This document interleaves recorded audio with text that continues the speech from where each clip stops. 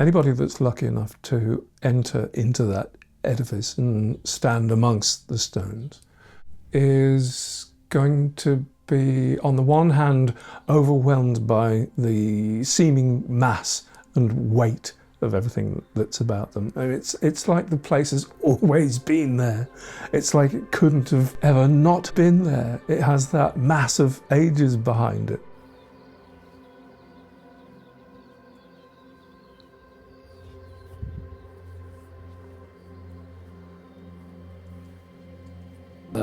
It's quite emotional for some reason. It's very difficult to say why it feels emotional to be in there, but it does. There's something really very profound about it. Still gets me. Well, of course. It seems rude talking, and it's going to seem rude to start filming and getting cameras out and pointing stuff at it, but nevertheless. The enigma of Stonehenge, because we don't understand what on earth it was all about. Standing in the middle there's this great black hole opens up beneath you, and the sense of time disappearing beneath your feet with all these unanswered questions. Well, Stonehenge itself was built, the first instance of Stonehenge is around about 3000 BC with the bluestones or the timber post holes being put up, what are now called the Aubrey holes, with the remaining pits and the bank and ditch. Also at that time there's evidence of timber posts in the centre, an arrangement of timber posts at the centre and an arrangement of timber posts in the northeast entrance on the sunrise line. Whether those were what those were for, we don't know. 500 years later we get the Sarsens going up and a first arrangement of the bluestones within that circle. But the interesting thing is about how long Stonehenge was in use for is not so much the length of time it was in use for, is that it spans the changeover from the British Neolithic into the Beaker people coming over and the beginning of the Bronze Age in Britain. They'd had the Bronze Age on the continent for many, many years before. But this is the time when people started coming over, 2500, 2400 BC. And one of the interesting things there about how do we know that people were using it in the Bronze Age, well, there's a lot of carvings on the stones, and it's not easy to see them now without laser scanning or without really strong light casting shadows. But some of the carvings are of a style of axe that was only made in the Bronze Age. They're metal axe heads. So we know that people were using it well into the Bronze Age. And yet we see evidence of people at least going to and making changes to Stonehenge all through this time. So did the people coming in adopt the existing traditions that would have been associated with Stonehenge? Or did they take it over wholesale and adopt it to their purposes? Were they using it for the same purposes? And we don't know. We know that if you take it from the first phase, 3000 BC, roughly, so give it a mark in the sand, if you like, of 5,000 years ago, and through those phases, we know that people carried on using it. Bit of a headache for the imagination trying to work out why the shifting of a few bluestones around would alter the purpose to suit the people who weren't its originators. Whether it had fallen into disuse from its original function, we don't know, but we know that people were still coming there. That is one of the mysteries to me, in fact, how the use of Stonehenge persists over that gap in time. And then, of course, the use persists. I think it sort of falls out of use, per se, around about 1800 BC. People were using the site for, well over 2,000 years. But in another way of looking at it, it's still in use now. And in the interim, of course, the Romans certainly visited it, though it couldn't be strictly said they made use of it.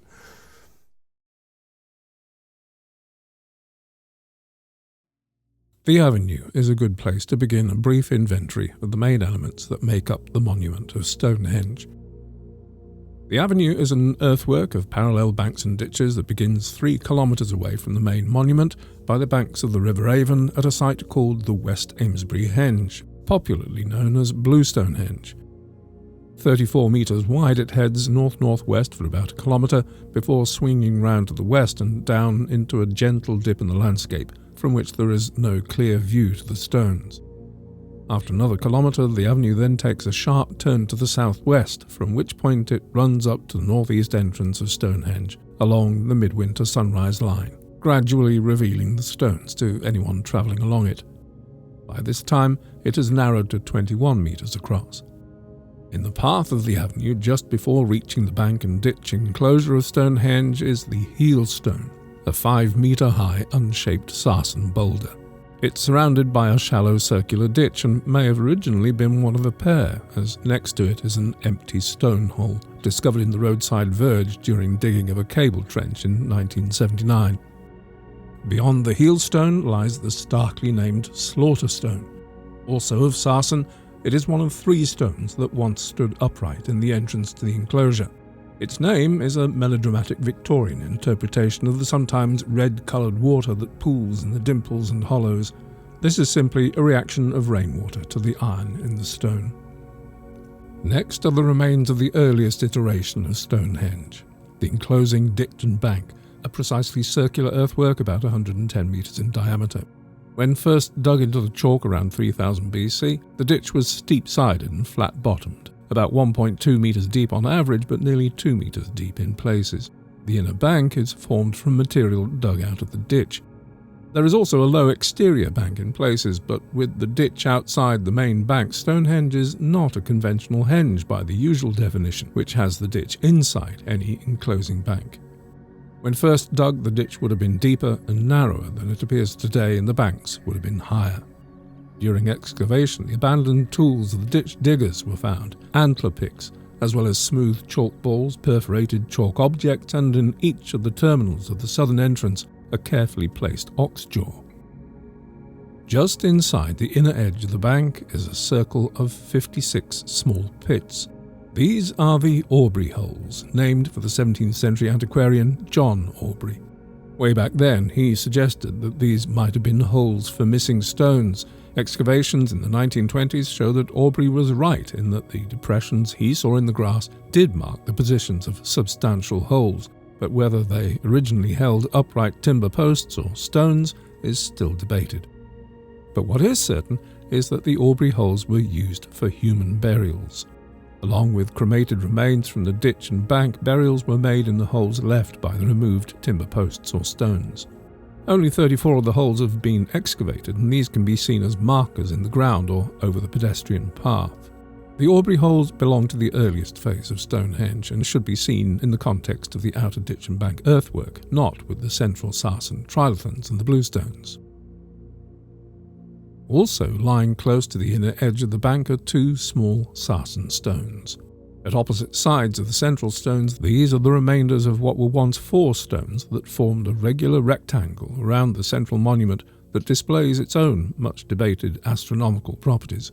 In short, the short sides of the rectangle are parallel to the main alignment of Stonehenge with the midwinter sunrise, and the longest sides align with the southernmost moonrise at its major standstill. Just outside the main monument are what is known as the Y and Z holes. These are 2 rings of shallow pits, 30 Y holes and 29 Z holes, whose purpose remains as enigmatic as the names ascribed to them. 18 of the Y holes and 16 of the Z holes have been excavated, and carbon dating from antlers placed in Y hole 30 returned a date of 1600 BC, suggesting that they were dug when Stonehenge was already a very old monument. So far, they have defied any attempt to explain their purpose, showing no evidence for ever holding stones or timber uprights. What may seem to many as a jumble of stones at ground level Stonehenge's ruinous appearance obscures what is really quite a simple and straightforward design. An outer ring of sarsen uprights and lintels encloses an inner circle of smaller freestanding bluestones, which in turn enclose an open-ended horseshoe arrangement of tall sarsen trilithons, within which there is a corresponding horseshoe arrangement of bluestones. The outermost setting of Stonehenge was a circle of 30 upright sarsens capped by carefully shaped horizontal lintel stones. If and when the circle was ever complete, the effect would have been of an unbroken ring of stone suspended 13 feet above the ground. Today, only 6 lintels are still in place, but that's still enough to display the attention to detail that went into their construction. The lintels are not straight blocks, but have had the inner and outer faces worked into a curve. Moreover, the upright stones are arranged to have the smoothest sides facing inwards. The stones in the outer circle each weigh about 25 tons. Just within the outer ring is a circle of bluestones. Bluestone is not a rock type, but a reference to the slightly bluish tinge that some of these non-sarsen stones take on when fully exposed or when wet. It's become a label for any non-native Stonehenge stone. The bluestone circle is fragmentary and only 7 remain standing out of an estimated 60 original stones. A further 21 stones are either fallen or now below ground. The bluestones came from Wales, more about that later. However, they are a variety of volcanic rock types with marked differences between them underneath the surface layer of lichens. Most of the stones within the bluestone circle appear to be unshaped, but 2 of them are finely worked stones with deep mortise holes, suggesting they were once horizontal lintels. One of these is visible, lying flat under fallen sarsen stone number 32. The other was discovered during excavations in 1954 and subsequently reburied. The most physically impressive element of Stonehenge is the massive arrangement of sarsen stones that form the inner horseshoe arrangement. Originally 10 upright stones over 25 foot high and 40 tons in weight, supporting horizontal lintels to form the 5 great trilithons at the heart of Stonehenge. With its open end honouring the midwinter sunrise, the inner sarsen horseshoe has many startling qualities, not least of which is the fact that the height of the stones is graded from the shortest pair at the open end and the tallest, only one of which is now standing, at the closed end. And looking at the top of the tallest stone, one of the most remarkable aspects of the whole megalithic assembly is visible. This carved tenon and the mortise holes that can be seen in the fallen lintel stones reveal the technique that was used throughout the site to lock the lintel pieces in place.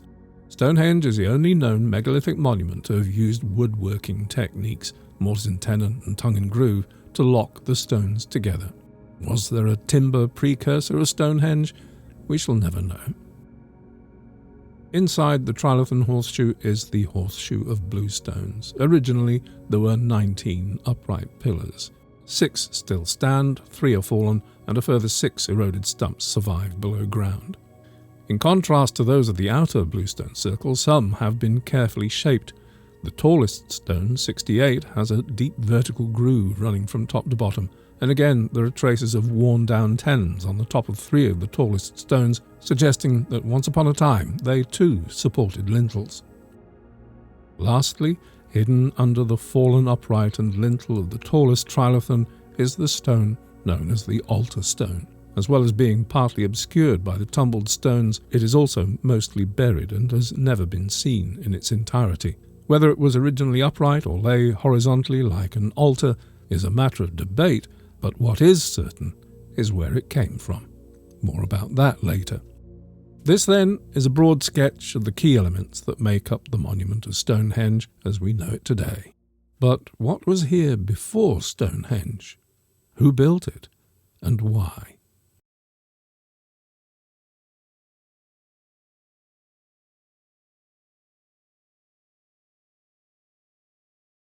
What was in the Stonehenge landscape before they put stones on it? The Stonehenge, the myth, what could possibly have gone before? There's nothing comparable that came before it, but that, in fairness, could also be because, we don't know, there might have been any number of things that were made in timber, and obviously they wouldn't have remained in the archaeological record. the Saracens went up in 2000, or round about 2500 BC. But there's another 7,000 years at least to account for in the landscape around Stonehenge, because we've got the wonderful thing, the earliest evidence of activity in the Stonehenge landscape is at a place called Blickmead, which is the most significant Mesolithic archaeology there. Tens of thousands of microblades and animal tracks and bones. And that's the thing about Blickmead, isn't it? It's the sheer quantity, well, it's volume. the depth of time, isn't it? So many thousands of years people coming here. There's going to be an enormous amount of stuff from those thousands of years. Why were they coming here? I mean, it's pretty now. Was it pretty then? We know about the flints turning pink in the there is the theory that people were coming here because the algae in the water, minerals in the water as well. Yeah. They turn the stones pink, which must have seemed pretty magical at the time. Anything that lived in the landscape round about there went down to the river, went down to this mead to drink and congregate, especially in the case of the human element, because while it doesn't seem to have been a settlement down there, it certainly seems to have been an occupation site. It's one of the most important excavation sites in Britain, because as far as the Mesolithic is concerned, the only other site that stands alongside this is Starcar up north. So you've got evidence there in the Stonehenge landscape from 9,500 BC right up until 4,000 BC of people utilising this site. I have been down to Blickmead, and I've been privileged enough to, just the one day, to be excavating on that site, sifting through looking for lithics. How long ago were you on a dig down here with David Jakes? Well, I think about, seems yesterday, but I think it was at least 2 years ago. And gosh, what a difference 2 years makes. I mean, where we've come to a rest here. Stand over there, Rupert. Yeah. I mean, somewhere like that, about 2 foot down, I stood there and there were aurochs footprints right below where you're standing, and no end of other stuff coming out of the ground. How that happens, I don't know. How an auroch's footprint gets preserved in the mud, all that from all that time ago. But nevertheless, there it is in the mud. It's like nature's photographs, isn't it? Yeah. A moment frozen in time when an aurochs walked through to go and get something to drink. And it's been suggested that the particular landscape around Stonehenge is particularly suited to the hunting of herding animals because of the topography, because of the way the old dry riverbeds swirl around the landscape there, and the elevations there are great places to observe which way the herds are going. Yeah, the happy hunting ground, people believe, or certainly David Jakes has put forward the hypothesis, that initially that's what made this landscape so great for people, and that they had them gather here and make this, the Stonehenge area, so important. And there's no end of other stuff around here as well, not far over the other side of the hill there, the other side of Vespasian's camp. While I was here, they'd just discovered a Neolithic settlement with timber posts in the ground and stuff like that. That's not on the radar at all elsewhere. So busy, right through from the Mesolithic, right through to now on the A303. Well, yeah, people still going through it. I mean, can you imagine in a few thousand years' time, if they find the traces of the A303, they'll still consider it to be part of the sacred landscape. Sacred landscape? Yeah. As the lorries go past to the supermarket. You heard it here first. One of the wonderful things they found in the car park, they found the post holes for some timber posts that were erected during the Mesolithic. Oh, now this. is something that is so often missed at Stonehenge. This is right by the turning circle for the coaches that are driving up to the stones, taking people up to the stones and then back again. But this, and there's a row of 3 of them, they're the post holes that they found in excavations here when they were redoing the car park. And these are Mesolithic post holes. There was a structure here, a timber structure, tall timber posts, and this was around the same time as Göbekli Tepe was a buzzing community. So we have no idea what was going on here at the time, but we do know that people had a structure here at the same time. It's wonderful, and it's just walked past. So whatever this timber structure was, and we don't know how long that lasted either, but then the site, we don't know if it was continuously used for thousands of years until they eventually chose the site to dig a ditch and bank. Moving forwards a bit, we come more into the Neolithic. We've got evidence of quite strong activity. There's a long barrow there, which must come from the early Neolithic. We've got 2 Cursus monuments as well. Just a stone's throw away from Stonehenge itself, you have the enormous Stonehenge Cursus, and then there's the lesser Cursus as well, a little further away. Now, we don't know what they were for. There are all sorts of theories about what they were for. The pet theory is always processionary pathway. We don't think it's that, but we won't get into that right now. The other aspect that has been suggested may have made it particular is that underneath one of the elements of Stonehenge, the element called the avenue, is when they're excavating the avenue, which is the bit that comes from the Stonehenge as we know it now, straight down the midwinter sunrise line, that underneath there are the glacial striations following exactly that line. Now, whether in prehistory, in deep past, that striation and the alignment of that striation with the midwinter sunrise had been noticed and recording, that would be enough to make this place pretty special.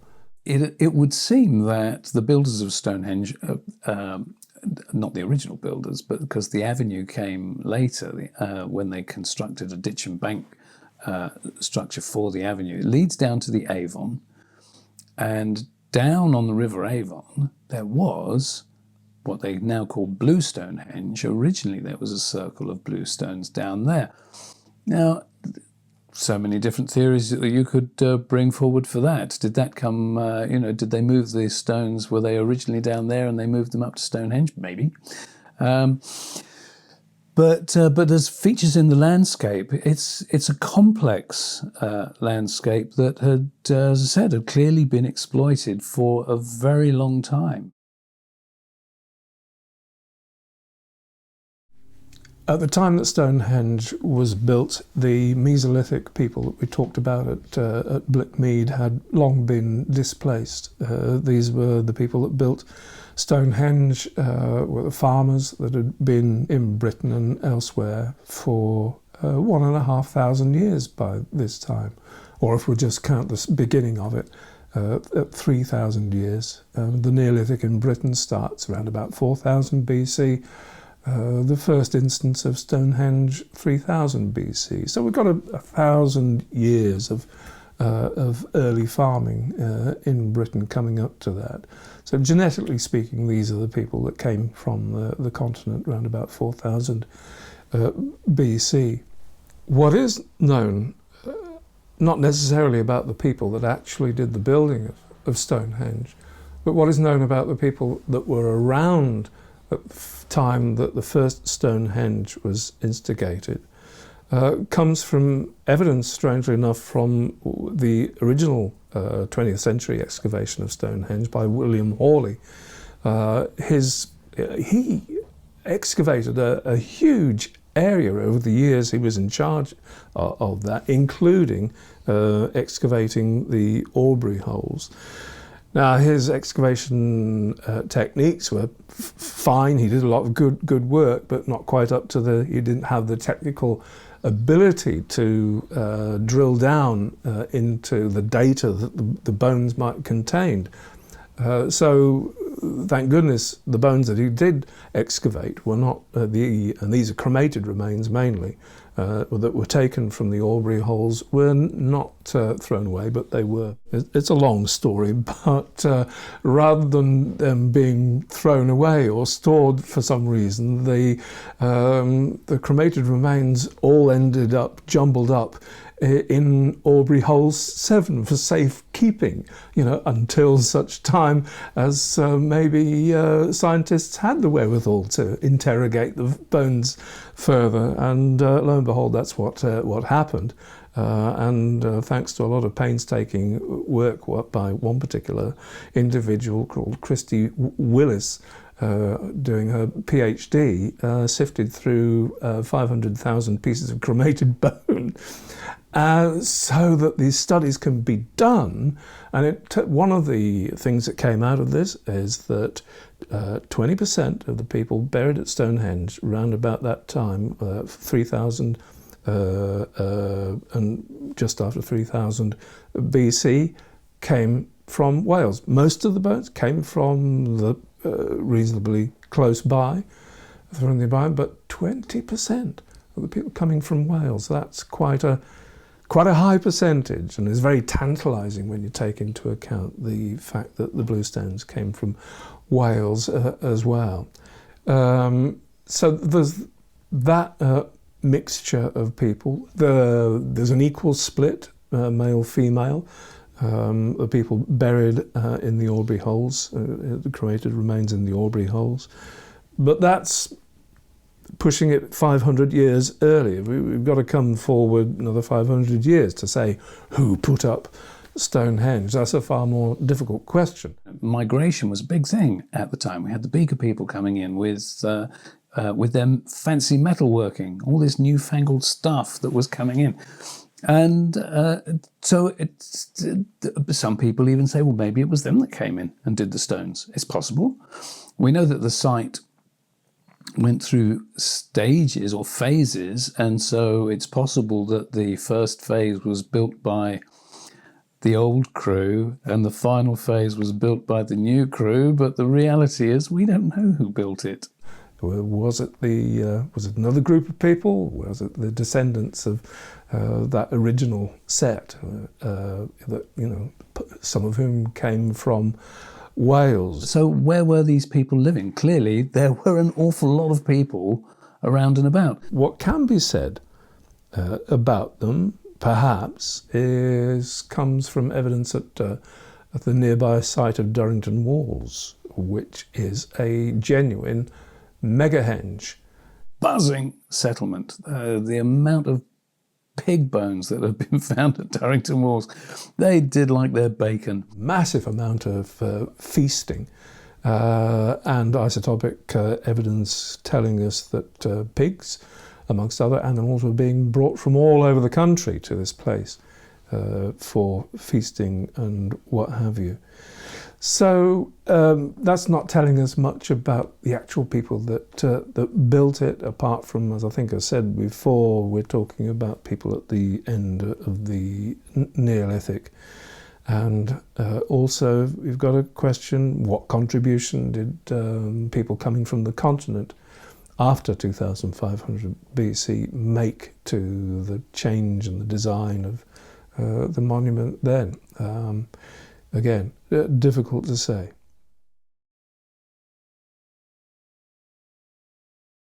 One of the most fascinating things that people that are interested in Stonehenge tend to get fixated upon is where the stones came from, because they're certainly not local.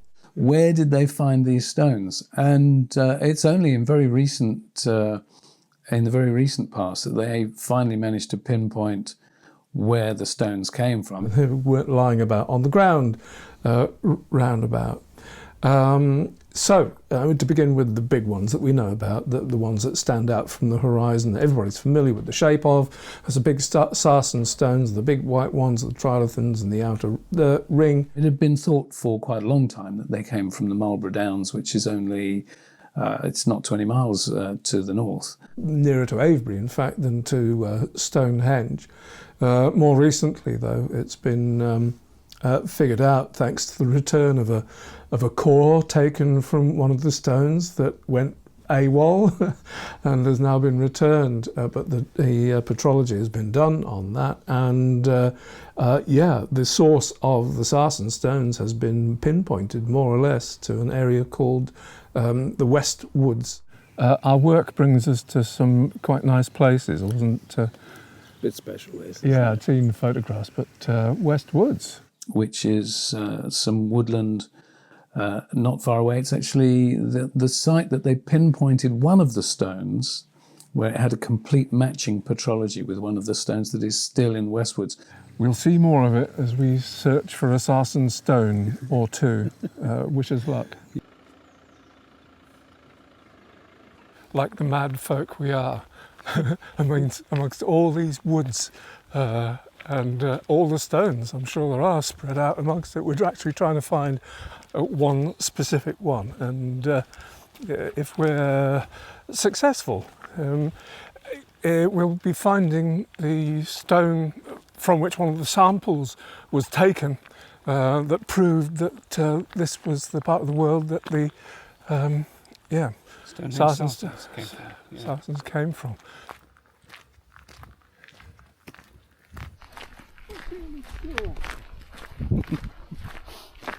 According to the map, we're nearly upon it. If that's a precise rendering for the Ordnance Survey coordinates, should be just off in the woods over there.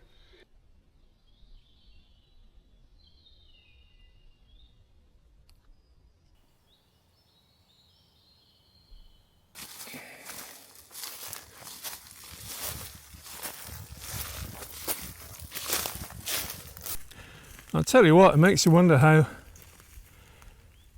they get found in the first place. It wouldn't have been like this back then. No, I mean not them way back then. I mean people doing research. Yeah. What's that there? Oh, that's a pile of twigs and stuff. That's a stone. It is? Not a very big one though. I think we'll recognise it when we see it, that's the thing. It's medium sized, but it's cracked.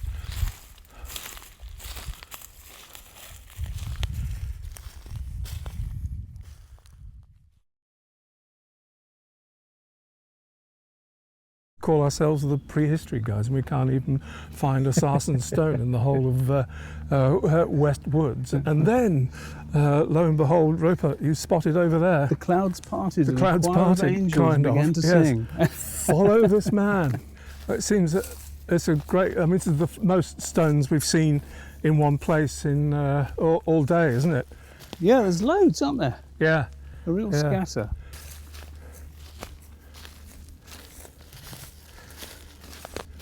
Is this the one?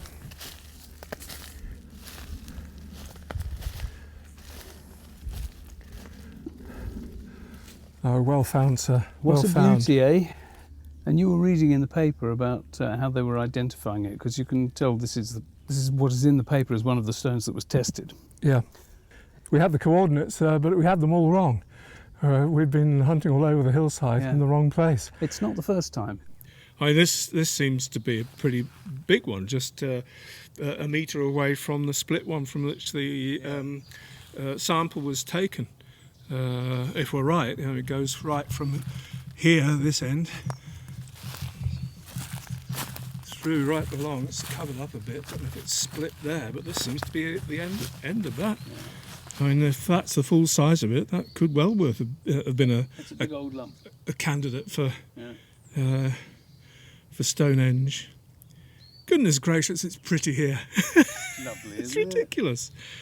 Imagine taking a 25-ton lump of rock and shifting it 15 miles across the landscape. It's an astonishing feat of engineering. But of course, the other thing is that there's been much debate over this over the years.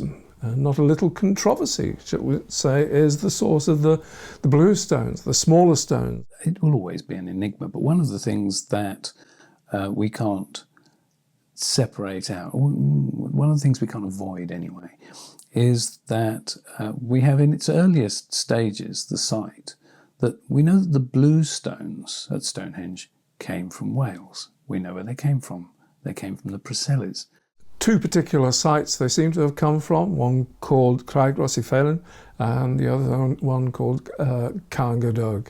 And there are several other sites involved. The theory was put forward a little while ago that the blue stones at Stonehenge originally came from an existing circle in Wales called Wine There's various issues around that theory, not least of all the fact that it certainly couldn't have been an entire circle relocated, because they found the site of Wine because there are still some stones there. Now, clearly some stones have been removed from Wine but it's certainly in no way a certainty that those very stones were taken to Stonehenge. That theory has been backtracked upon. So the pre-existing stone circle theory is no longer viable, unfortunately. So in a broad nutshell, that's where they came from. 10 miles or so north and 150, is it 150 miles? Yeah, or so west, thereabouts. But we haven't mentioned the altar stone yet. Just recently, we've learned that this significant named Stonehenge stone did not come from the west, maybe from the Welsh borderlands of the West Midlands and Somerset. That would be in line with a route from the source of the blue stones in the Preselles, but from much, much further away. Further mystifying rather than clarifying our view of Stonehenge, it now seems that the altar stone was transported to the Wiltshire Plain all the way from northeast Scotland. The same team responsible for the pinpointing of the source for the Welsh blue stones have now determined that the altar stone came 500 miles, all the way from the geological area known as the Orcadian Basin. It would have made for a satisfying narrative if it could have been actually linked to the Orkney Islands and the famous standing stones there, and even the Ness of Brodgar itself perhaps, but sadly the petrology says no. The source now seems most likely to be on the mainland, maybe in Caithness, or 100 miles nearer perhaps, around Inverness and the coast of the Moray Firth, like I said, further mystifying rather than clarifying things. Yeah, and that's a whole other discussion about how that was done, by what device, by what engine. The largest amount of ink spilt has been spilt in the cause of divining what Stonehenge is for. Nobody, it's fair to say, nobody's come up with a definitive answer for that. Clearly it was something that was hugely important to them. But it's very difficult to look at those phases, certainly the second two phases, and say, well, why was that one so much better or more significant than the one that was already there? What you can say for certain is that the site is oriented upon the sunset, sunrise line. Their reference to the heavens, their alignments to the solstice, so the rising and the setting of the sun. And with a huge degree of precision. The heel stone and its matching stone, now absent, defines the point on the horizon where the sun rises midwinter. And you can stand in the middle of the circle, and that line comes right down the centre of that circle. And of course the horseshoe of sarsen stones is aligned that way. We know that there's lunar reference there as well, and in fact there's a lot of research being done at this very moment to see how these station stones, 4 of the stones that lie outside the circle, how they relate to the full lunar cycle. There's going to be a great deal of attention paid to whether the station stones, 2 of which are missing now, but 4 of which now stood on just inside the ditch and bank at Stonehenge, and it is said are to do with the movement of the moon in the skies. So that's going to be paid great attention to going forward. As the opportunity will arise as we're approaching the lunar standstill, to work out if there's any degree of precision and usefulness in the positioning of the station stones at Stonehenge. It works very well as a calendar. Whether that was its reason for being is open to debate. It certainly functions as a calendar. But clearly its reference to the heavens is the most significant thing probably about Stonehenge. Now, whether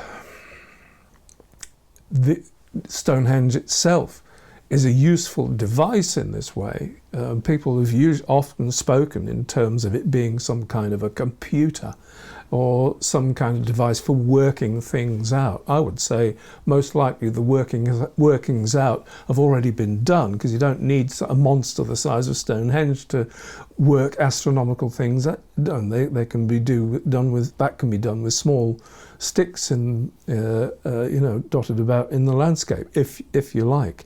No, this is about showing off. This is about showing what we know. This is about showing to people who probably don't understand, how the cosmos works. It's a great show-off site to show that this is part of the cosmos. We understand it, and you can be part of it. Come to Stonehenge. There, I just made that up on the spot. Those are the basic things. I'm sure many other people have put forward many different ideas about what Stonehenge is for, but its relationship to the cosmos seems to be the fundamental clue, if there is a clue, as to what it might be for.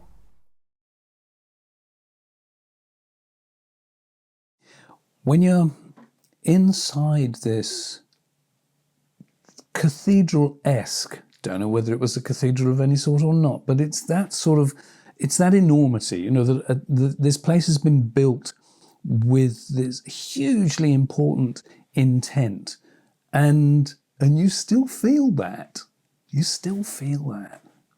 I mean, we've done something completely unique. I mean, we were here before sunrise. We're, apart from our companion Jennifer here, we've been pretty much alone. Yeah. Except for the guys. And although we've had a job to do, it's the appreciation of the experience, really. I think we were so blessed with the sunrise this morning. Goodness gracious me. It's just been beautiful. Yeah. And I hope, that when folk are watching this, at least something gets conveyed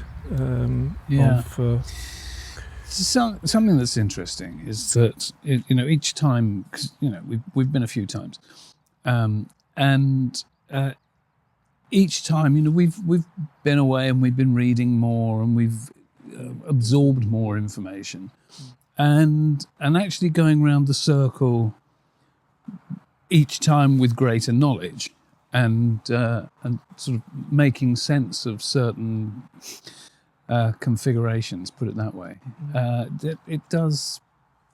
It becomes more kind of cohesive each time. But I find I love this arc.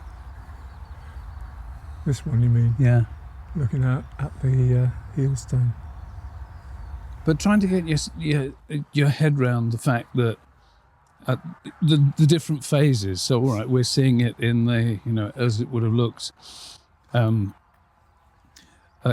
its final stage about 2000 BC, and walking around and looking at the positions of the Aubrey holes that you can see in the ground, and knowing that You're looking at a large circle of some description right at the very beginning, 1,000 years before that almost, and then looking at where the blue stones would have been to begin with as a big circle. Just getting your head around all those changes. What were the people thinking when they were making those changes? It's that, it's unknowable, but it's such a major undertaking every time to reposition all those stones. Yeah. You know what it's like at home when you dig a flower bed. Digging a flower bed is hard enough work. Digging holes, however deep, to sink a stone, it's a massive, massive piece of work. And yeah, they didn't do it on a whim, did they? That. Not being able to place people in that site, because being able to do that, to be able to put people into that place in your imagination, you've got to have some idea of what Stonehenge was for, what its meaning was to them. It's different in a house. If you're seeing a house, as at Çatalhöyük, for example, which we visited, we've got the places where people were living there. Stonehenge, it's very difficult to animate them in that space or to imagine them in that space. So it's strange in that respect. You know that it was a place of human coming together, and yet they will remain mysterious. The activity itself there will remain mysterious, most probably forever.